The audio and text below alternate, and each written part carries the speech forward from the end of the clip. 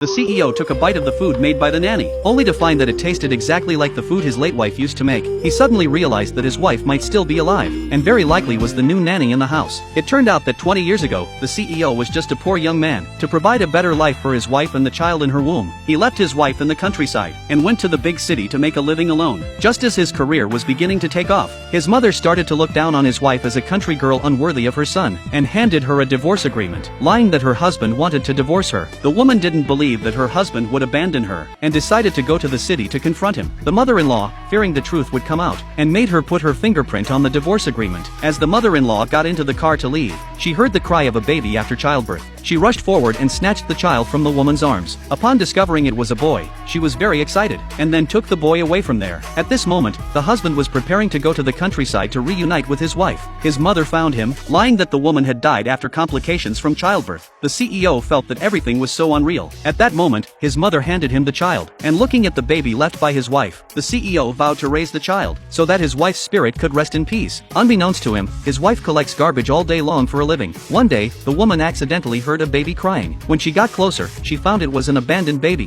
Thinking about how she had just lost her own child, she believed this baby was a gift from heaven. She took the baby home to raise. 18 years passed in the blink of an eye. Due to complications from childbirth, the woman's health had deteriorated significantly over the years. Fortunately, her adopted daughter grew up to be very understanding, often going to the bar to clean up after school to help with household expenses. But one day, she received a call from the bar, saying her daughter had offended a customer. It turned out that a rich second-generation heir had seen the girl cleaning in the bar.